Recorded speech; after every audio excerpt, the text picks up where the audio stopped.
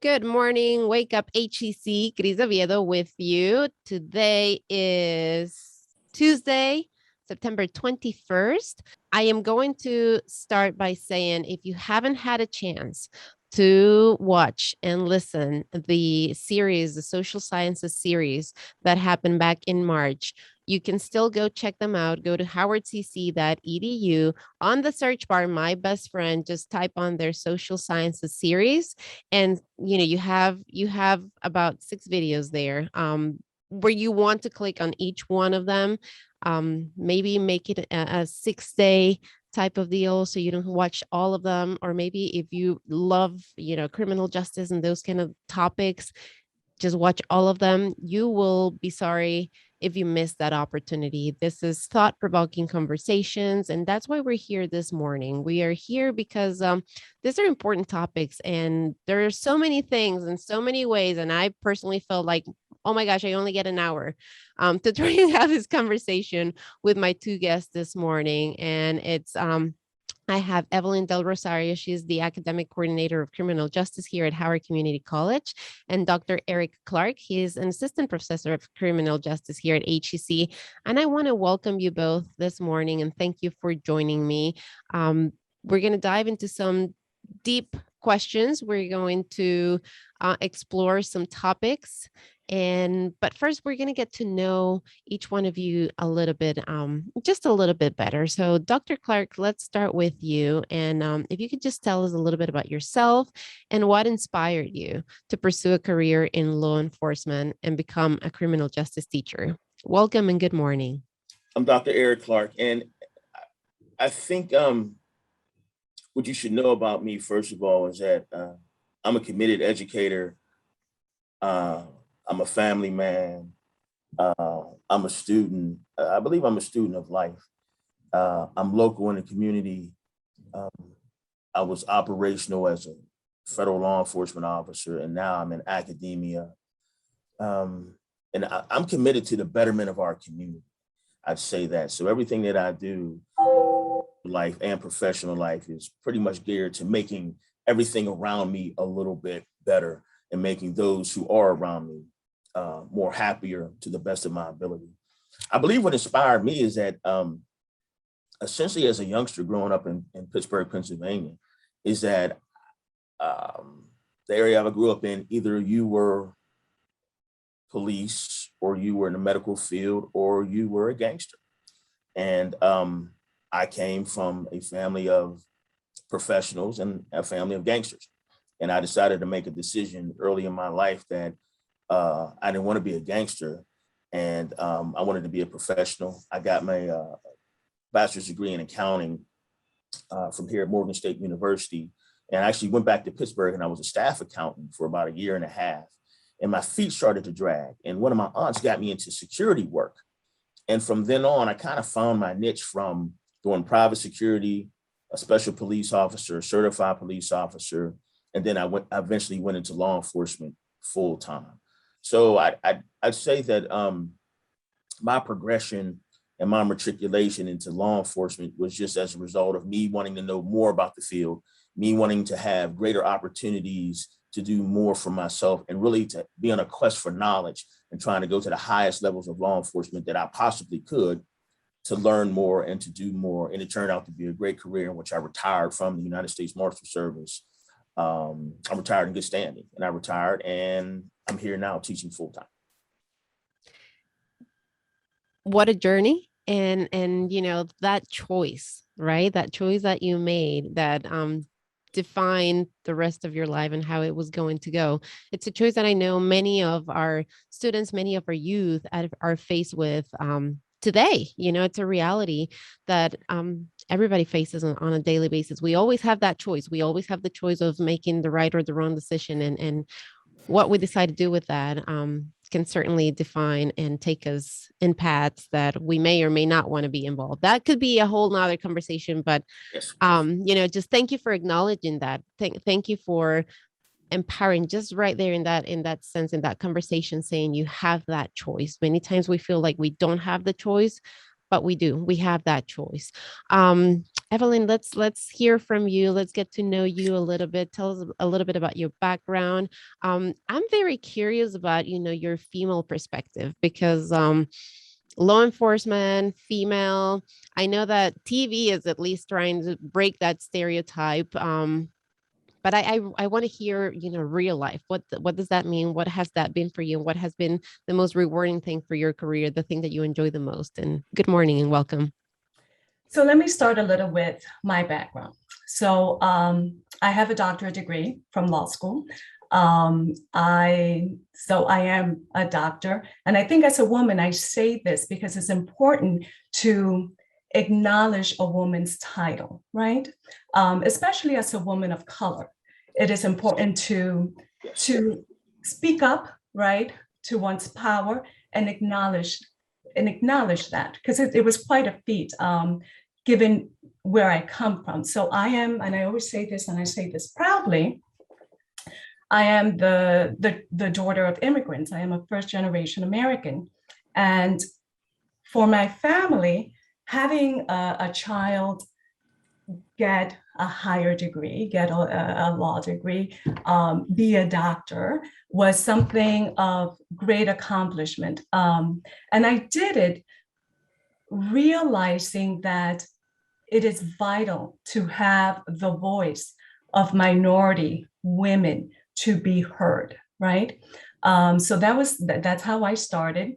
I practiced immigration law, and I did some criminal, some civil, and I always say, and I say this in my classrooms, I enjoyed it, right? But I love teaching, and I love teaching criminal justice. And I tell my students that if they get nothing else from my classrooms, they will get an appreciation of the law, right? Because it is complex.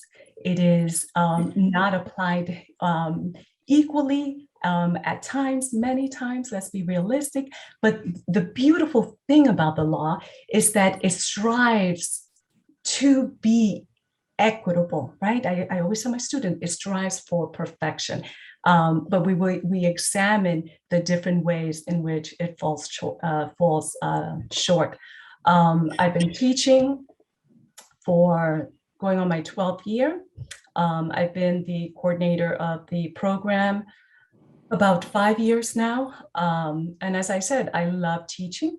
I love teaching of the law, and I love to see my students, get that appreciation and then pursue their own careers. And as I tell them, go and make it better. Go and make it better. So. Thank you for clarifying that. And thank you for correcting me because, as I said, we didn't have that opportunity before we went live, and I've been addressing you by your first name, but absolutely. You're a powerful woman, Dr. Del Rosario. It's from here on how I'm going to address you in our conversation because yes, absolutely. You've done the work, and yes, we need to elevate women. And that's why I asked you that question, because I know that,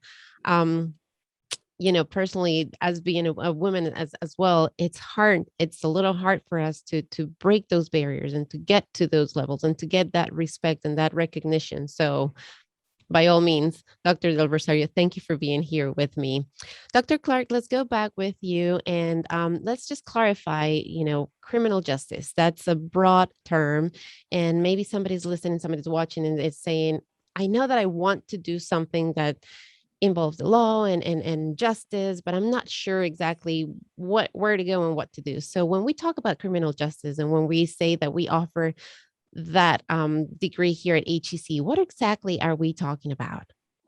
When we say we're talking about criminal justice is considered to be the study of the three areas of social control. And those three areas are police, courts, and corrections. And essentially, when we go into criminal justice, there's a definitive 13 steps that everything within the criminal justice system occurs in. And that begins with investigation always and through release from prison. So there's definitive steps that you go through from the time you encounter the police to the time you go into the court system, to the time you get incarcerated if you go to jail. So that's just a broad overview, but it covers those fields, and it covers police, courts, and corrections. but there's so many different things within those three different fields.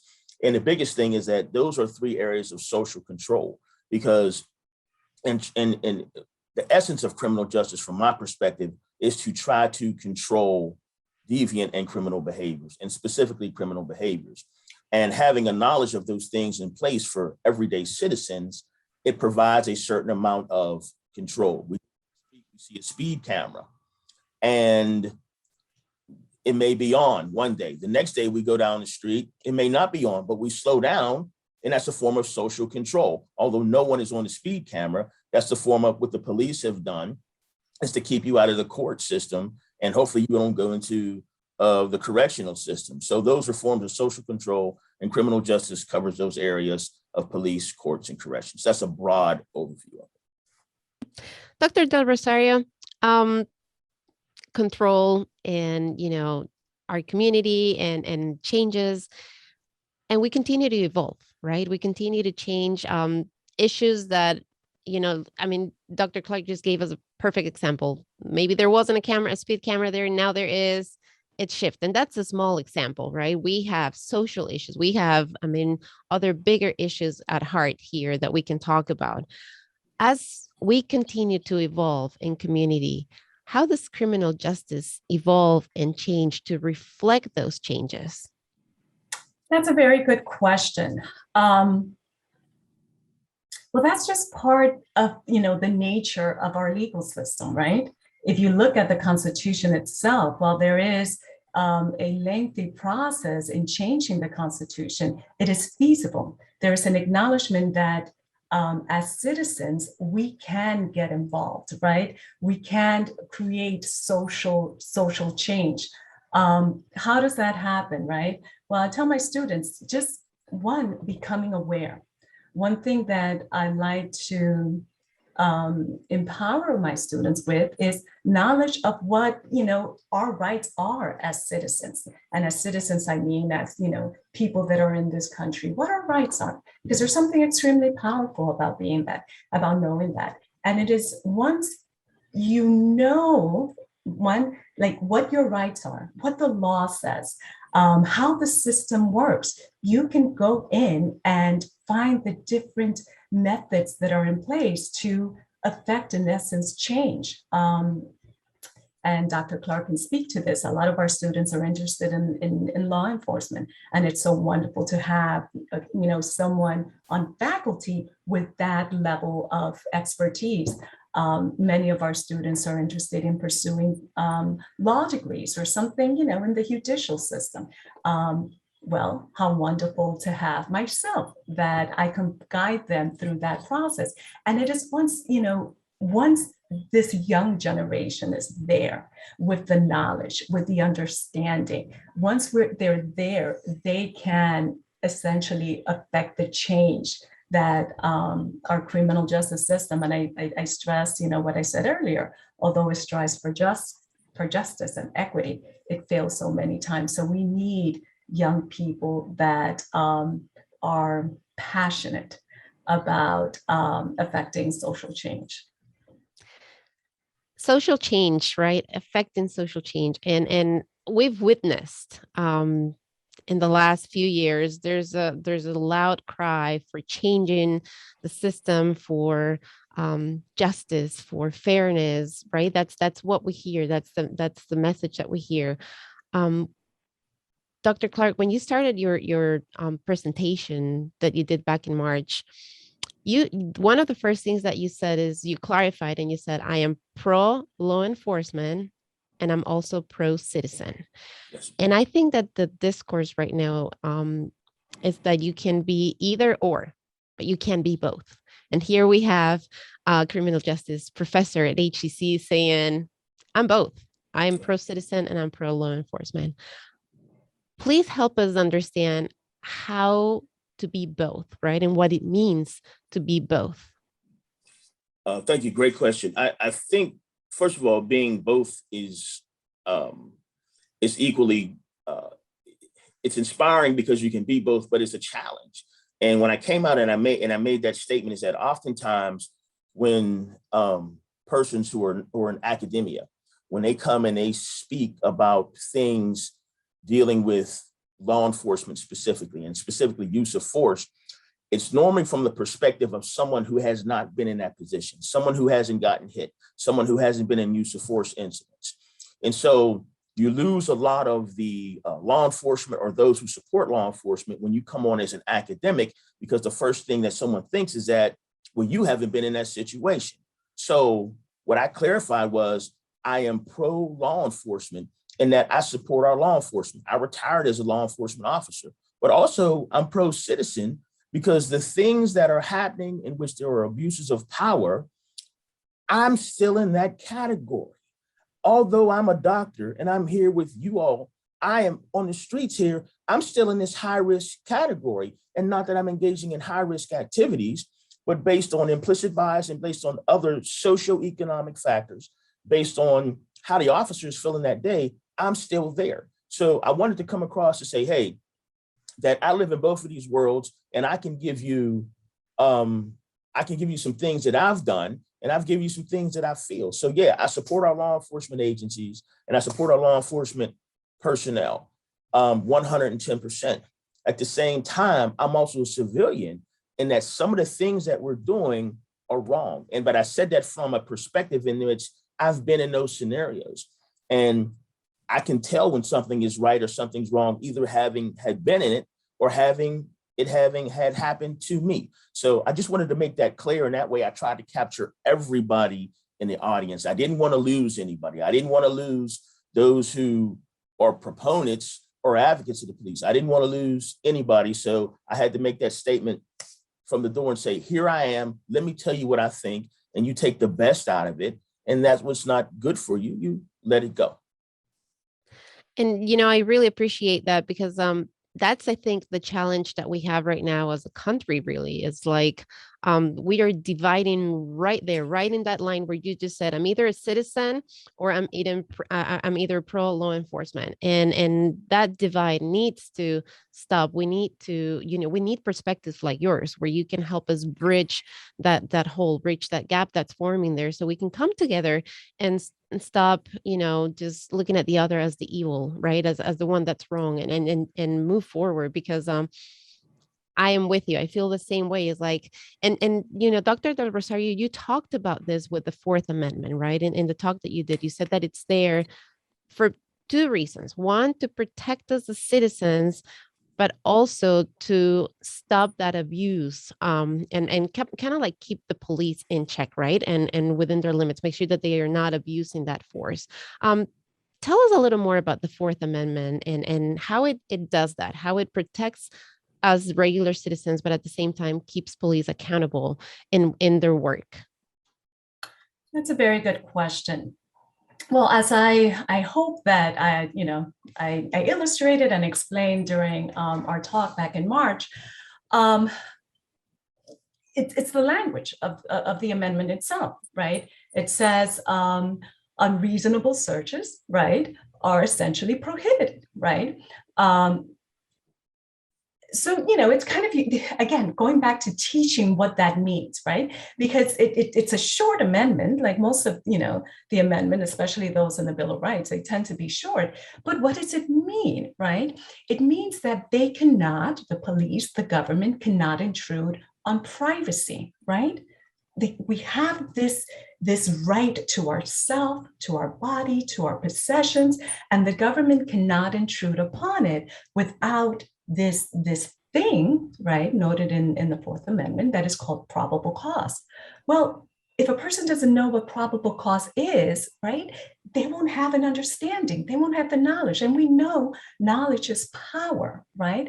So there needs to be an understanding of what is probable cause, right? And this is not explained in the Constitution. One thing I say a lot in my class is that, the Constitution does not provide footnotes or endnotes, right? And right, it would be great. Like, I don't know what the founders were thinking, but the meaning, right, of these like amendments, these short amendments, have been given to us by the Supreme Court in their infinite, sometimes not so infinite, but based on their knowledge. so they said, well, probable cause is having something tangible, having evidence, right? And they went on and made a distinction between that and something else called reasonable suspicion. There's an understanding that for law enforcement to function well, we can't strip them of all the power. And I don't think if a private citizen thinks logically, they would want that, right? When we are in trouble, who's the first, who are we going to call? Not Ghostbusters. We're going to call 911, right? We need the police, right? We need to work with them. But the police are a very powerful entity, right? And, there's a realization that they have a lot of power. So the Fourth Amendment, the Supreme Court, by extension, has kind of tried to buffer us against the immense power that the police have, right? So it says, they need tangible evidence, but hey, they have to do their work. So sometimes if they have reasonable suspicion, that's nowhere in the Constitution, nowhere in the Fourth Amendment, nowhere in the Constitution, this notion of reasonable suspicion. And I tried to illustrate that in my talk back in March as to what that means, right? There's times when the police, they are almost certain that you're up to no good, but they don't have, that smoking gun. Can they still stop you? And if they can, what can they do, right? And if you are the one that's being stopped, and if you're the one that's being searched or frisked, what are your rights, right? Because it could feel like these two entities are working against one another. But again, if we have the knowledge, right, it doesn't have to work against, the police. It can actually work to give us a voice and work more cooperatively with the police.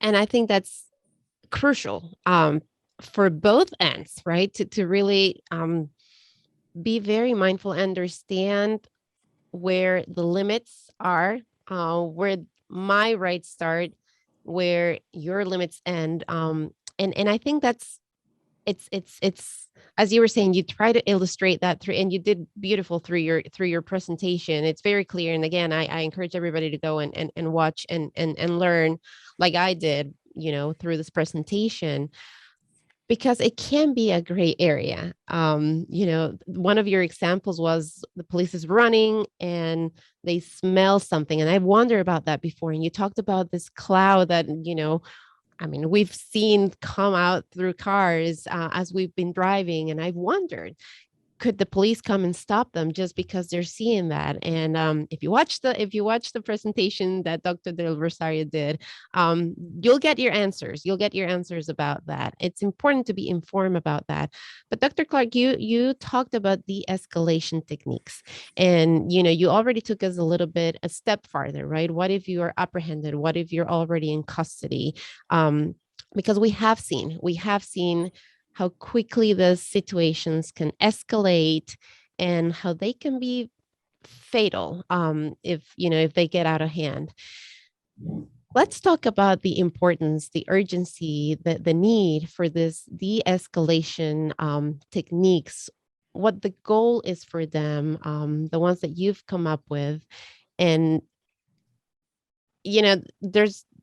there's unfair questions, and there's this one case that I know we're all thinking about right now. And one question that came to me as I was watching the news reports and as I continue to follow, this case of this couple, where apparently, they found a body now, and again, I don't want to talk about it because it's still under investigation, even though it's covered throughout the entire media. But in my mind, after watching your presentation, Dr. Clark, I was like, what kind of techniques could these police officers have had at their hand? What kind of training could they have had that maybe could have prevented this not yet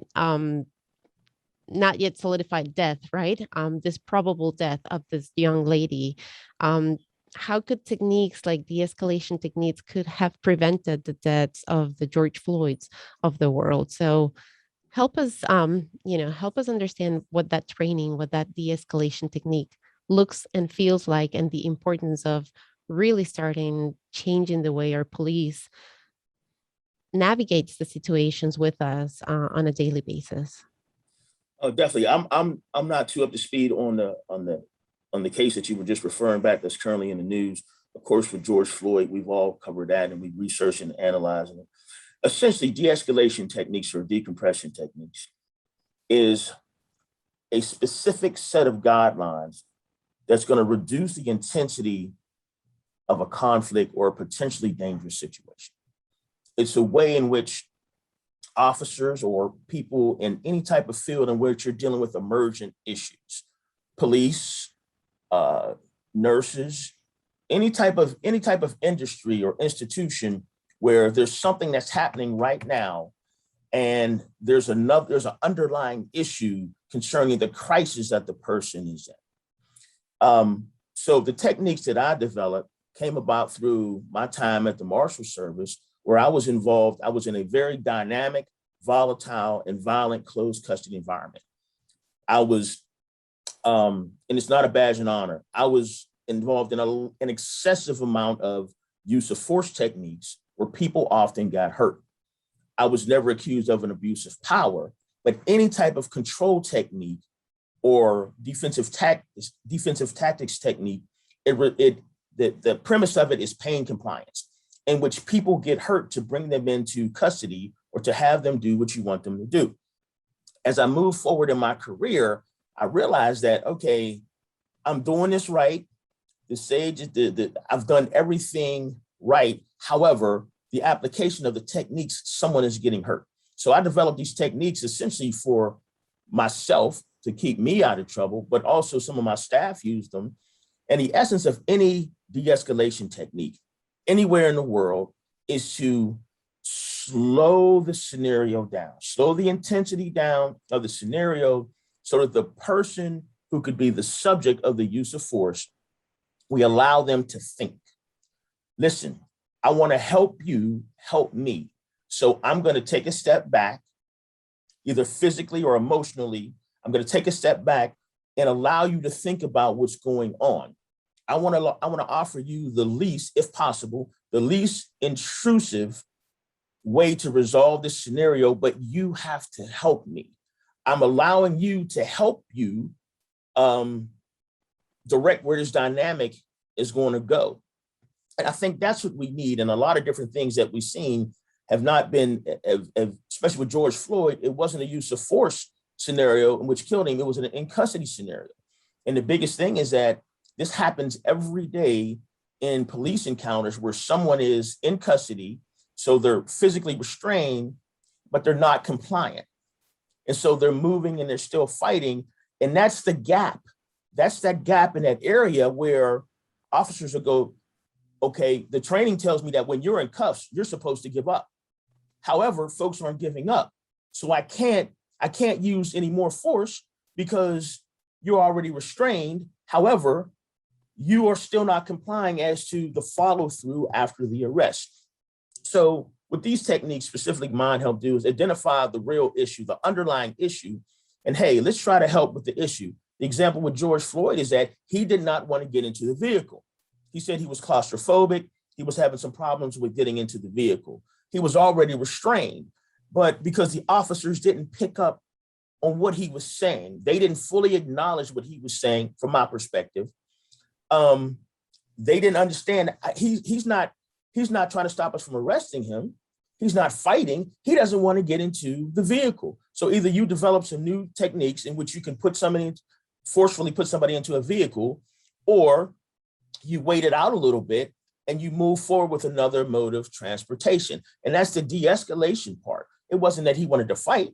He didn't want to get into the vehicle. And so the essence of my techniques are premised on that, is that let's deal with the underlying issue. And hopefully if we can address the underlying issue and allow the person in custody or the target of the use of force, we can allow them to help themselves. You might have a better outcome because we talked about power, right? Dr. Del Rosario talked about empowering women. Well, even in that scenario, although the police officer is in charge, you're still allowing the person to help empower themselves in this scenario. And it means a lot. It's really significant that they are allowed to help themselves, even though in custody. I want you to help yourself, or I want you to help yourself so this doesn't get any worse.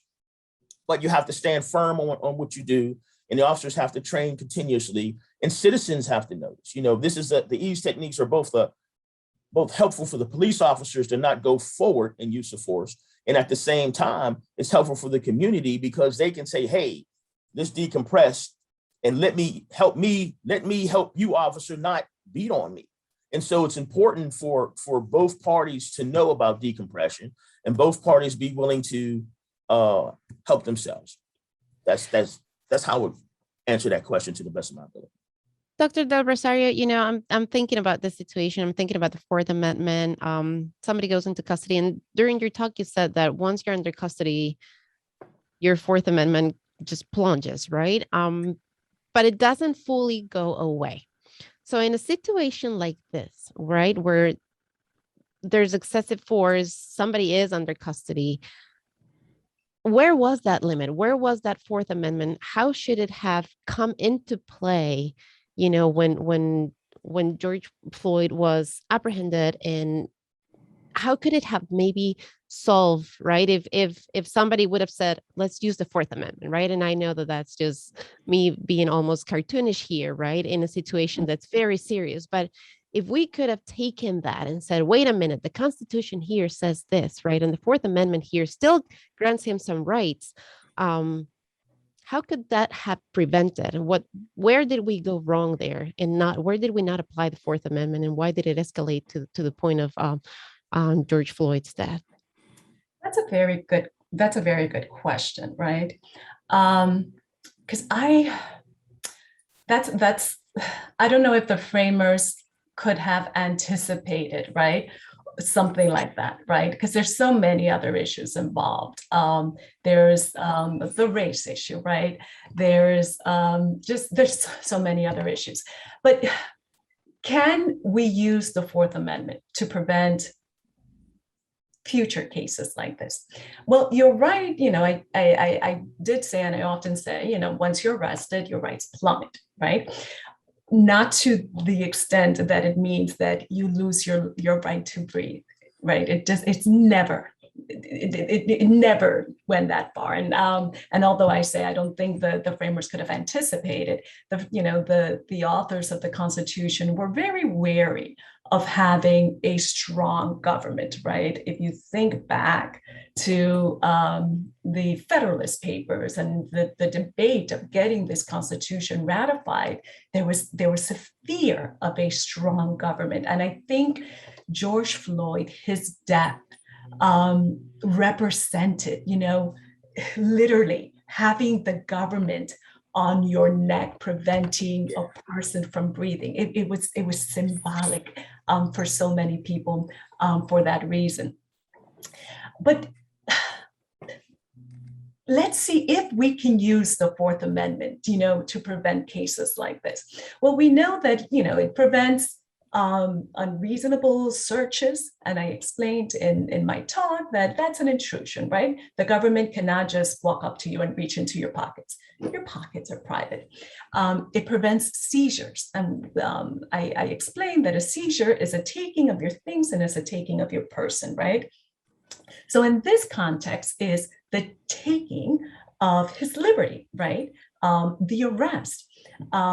So essentially, since the Fourth Amendment says that, those seizures, those arrests cannot be reasonable, well, then in that context, I think it is fair to say that it was unreasonable, right? It was unreasonable. So what can be done to prevent things like this? And perhaps that just goes beyond the Fourth Amendment itself. Let's consider why George Floyd was seized, right? He was arrested for using counterfeit. Is that level of force necessary for that type of offense? is that reasonable? You know, George Floyd was just one of a slew of unarmed Black men who have been seized in a manner that is unreasonable for what many would consider minor crimes, right? Um, so that's kind of the issue, I think. It's like, it goes beyond the Constitution. It goes back to training the police. It goes back to using, and that goes back to training, a different level of force. And I think Dr. Clark made an excellent point. Floyd was not resisting the arrest itself. He did not want to go into that vehicle, right? There has to be a communication, and departments have to evolve to enable that communication. Right? It's for the best interest of the police department. It creates better relationships with the community. And by extension, it's in the best interest of the community, right? Because in all honesty, would George have benefited from knowing that the police did not have a right to do that at that moment? Let's be realistic. Would he have benefit from knowing that he had rights at that moment? And I know I'm saying that there's power in being in knowledge, but sometimes there just has to be, a cooperation, right? There has to be communication. And this is an example where it goes beyond the Constitution. It goes beyond, the black letter of the law. It requires communication. It requires the police having better, interactions with the community, and vice versa. And I hope I answered your question. No, absolutely. And thinking about that, every time we see a case like this, inevitably, mental health, criminal background are two things that come at the forefront of the conversation, right? But they come in to victimize, they come in to blame the victim many times, right? Or to excuse the actions. Dr. Clark, you might be you might be able to give us a little bit of a better understanding, because mental health is a real thing. It's important. When and the one thing that I don't think that we are talking about enough is that it actually happens on both sides, right? Yes. We are Yes. using it as a way of either excusing or debilitating, maybe taking away power or victimizing somebody. We're using it almost as an excuse, right? But we're not really diving deep into mental health and how it affects law enforcement, right? Because there's that side of it too. Second, that it is a real thing, and that when somebody calls in a crisis, in a mental health crisis, what's the preparation? Do we go and is our law enforcement ready to go and deal with somebody who is in a mental state crisis, right? Is that the job of the law enforcement, or do we really need to start rethinking our law enforcement and creating a new wave, a new department that is better prepared to go and handle the situations? And it's a broad question, and it's kind of like a utopic pose, really, for you to kind of like give us, but because I feel that you, as you said earlier, you have been on both sides of it. You are a professor now, you were in the law enforcement. How do we manage that? How do we bring that together so that it's fair for everybody? Excellent question. In my career, I've dealt with people who were they had a full-blown crisis. I knew that they had mental health issues and that they came from a hospital, and they've gone into full crisis. And sometimes it was violent and sometimes it was not. I think the biggest thing that we have to look at is that what patrol is the basic unit of policing. Those are the people that you see every day in uniform and vehicles, and they're going to deal with a lot of people first. I think the key issue is this an emergent issue? Does this person, we think that there's something going on with this person, However, is their behavior one that's causing a threat to safety? So the officer is in a very precarious situation because I don't want to hurt you because I think that there's something else going on and you need some help. You don't need handcuffs, you need some help. But your behavior based on what you're doing is unpredictable. And now that unpredictability presents a threat to me and or someone around me. So I think that officers in the field, there's officers now who are part of critical incident response teams, and they can respond when there are issues or scenarios where the person is not self-injurious and or not hurting someone, but there's something going on. There's something odd about this behavior. Maybe we got a 911 call and just something's not right, but there's no law that has been broken. And so as a result of that, that's when those officers need to look at it.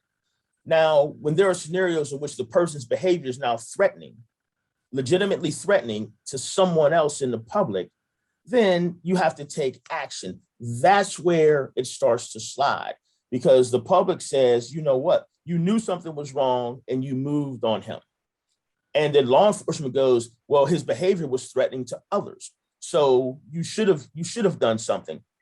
So it's a broad category. I think that one of the best things that I would suggest is, number one, us in the community. We need to better help our own folks, our families who have mental health issues who are in the community. You know what I mean? If your son is not your son or your daughter, your mother, your father is supposed to be on some medicines for something that they're on, and they are not, and you know that they are outside and they are amongst the public, there's a strong chance that they can make an encounter with the police. So I think it starts at home. It starts with resources coming back into the community so that we can better help those who have mental health issues and help make them safe. In addition to that, police need to know it. That falls under like a little bit of community policing. Well, yeah, I know that Johnny has some issues. I know how he acts when he's on his meds or when he's not on his meds. And this is his normal behavior. So instead of me putting handcuffs on him, let me stop, let me talk to him. Maybe let me get someone here to help him out. But it comes with having a knowledge of the community, and it comes with having with going to ease, that the community members need to know that, hey, the police don't want to take you to jail first, they want to help you. So let's work together. The issue that we haven't covered a lot, which is a very emergent issue, is the mental health of our law enforcement officers. And actually, and seeing trauma. Many of us have PTSD.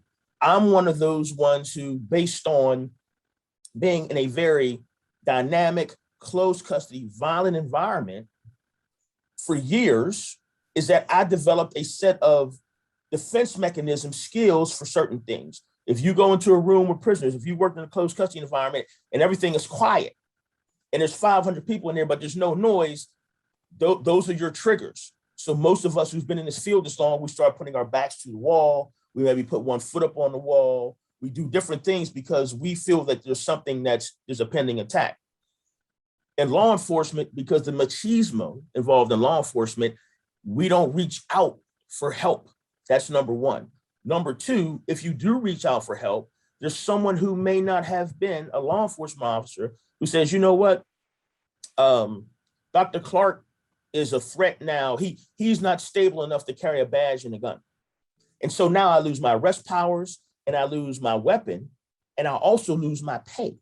So my pay is reduced from a law enforcement pay to an administrative pay. So what a lot of law enforcement officers do is that they self-medicate. They self-medicate, and that's how they deal with the trauma and the violence that they see every day. The flip side of it is that trauma and the violence that they see, why it routinely goes into abuses of power against the community, because the officers are mad at the community for the violence that they see, so they take it out on the community. They go back. So it's a very big field, and that's something that some more research needs to be done concerning officers who are dealing with trauma. They face this trauma, and they're out there on the forefront. So it's the same thing as, I don't want an officer who's been traumatized with violence coming to help me because I don't know where he's going to go. The same thing that he sees as someone being unpredictable, I can see that he's being unpredictable. So we need some help. This field is broad, and mental health and law enforcement and the civilian community, we're at a crux with a lot of different things. And so we need help. Help is needed. Thank you for elevating that, and thank you for bringing it back first home, right? As you said, we can start at home taking care of each other, but then looking at the bigger issue, which is really we need to take care of everybody, right? Both sides, both citizens and law enforcement is just as important, because that can be what makes that big difference in that moment of distress. Understanding police, community policing, like you said. I mean, we could talk again another hour just about that, but we are running out of time. Dr. Del Rosario, I do want to ask you, because you have taught both at the Howard County Police Department and you're teaching here at HEC. So you're teaching and you have taught both sides, right? The law enforcement side, the people who are already in there, and our students, our youth who want to go into criminal justice and want to make a change, want to make a difference. What is it that you want both sides to learn? What is it that you in your goal in your classes that you want them to take with them so that they apply through their careers? We are all people. We all, at the end of the day, we all want to go home to our families. I've had students who have had bad experiences with the police say, I hate cops, right? And if you look, at the encounters that they have, it is reasonable for them to, feel traumatized by the police. The way I address that is reaching out to the department and having an officer that is not that much older than they are, right, come in and speak to the class, because we're all people, right? And there's this idea that we have, and perhaps it's just, something about being human, that we tend to see other groups as others, as, inherently different from myself. And that's just an illusion. That is just basically not true. When I taught at the police department, one thing that was consistent, I will say almost universally consistent about the recruits, was that when asked why they wanted to be cops, almost every single one would say, I want to give back. I want to serve. I want to make, our community a better place. Most police are not bad, right? They're not, right? We need them. Again, when we are in crisis, who are we going to call? We reach for 911. We need to work together. We need to have more dialogues. A few years ago, helped coordinate just a Q&A on campus, right? Where we had officers from the county come in and answer questions. And you know what? For many of those officers, I later found out it was uncomfortable. It was uncomfortable to answer the hard questions. It was uncomfortable to, be there with a member of the community saying, I hate you. This is what you did, right? But it needs to be done. And, while as community members, we have a responsibility to reach out, the police, as the holders, for lack of a better term, of the power, have a duty to reach out, right? They have a duty to go into the schools and kind of answer the questions, feel uncomfortable, let the community know that they are people just like them, and many of them are not that much older than college students, right? And they are genuinely trying to do their job, right? Make the community a better place, but at the end of the day, go home, right?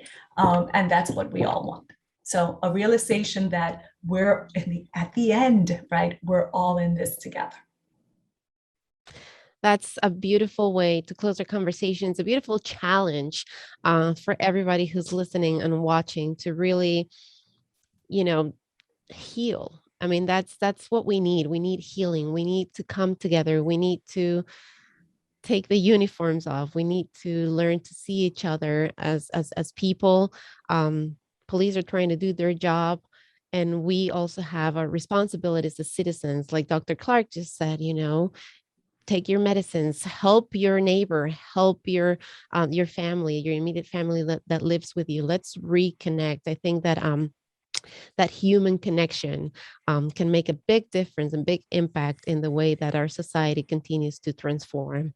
Where can we get more information about the program here at Howard Community College? Where can we connect with you guys so that anybody who might be listening and watching who is interested in pursuing a career in criminal justice can come to HCC and start that path? Well, you can find both myself and Dr. Clark on our HCC website. You can find us. There's a link to our email address, to our office numbers. I think I speak for both myself and Dr. Clark. We are here to answer questions. We want students that are interested in the field for sometimes personal growth.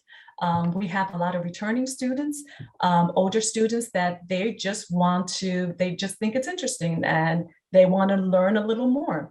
And obviously we have students that are pursuing this as a career. Reach out to us. Come and, take a class, see if you like it. Take our introductory class, Crim 101. That's when we talk about, this criminal justice system and what it consists of. And it's a great way to see, do you really like it? It's one thing to see it on TV. It's something completely different from getting it, the information from one of us. So you just reach out, take a class. We are happy to have you. Is there anything else that either one of you guys would like to add before we wrap our conversation up today? I would just like to say that, first of all, thank you for inviting us. And definitely my thanks always goes out to my colleague and partner, Dr. Del Rosario, and how she concluded everything. And I just hope that we can move towards a better way of healing. We can move towards a better way of understanding. And let's focus on having realistic expectations of encounters, but reduce the intensity of those encounters. So the encounters that you see in socioeconomically distressed and marginalized communities have the same productive outcomes as those in focused communities. And I'll end there. We need change. We need healing.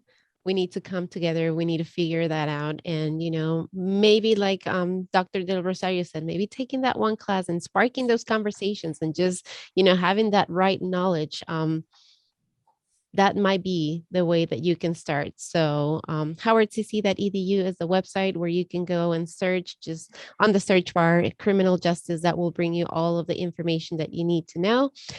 Thank you for tuning in. Thank you for joining us.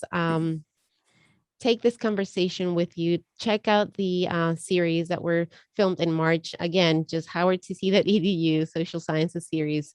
It's all in there.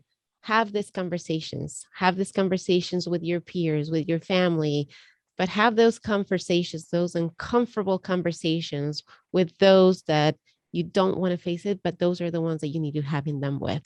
I hope you find love, respect, power wherever you are. I hope that you know that you are enough and that you are valid, and we appreciate you. Thank you for listening. Thank you for watching. Until next time, I am Cris Oviedo.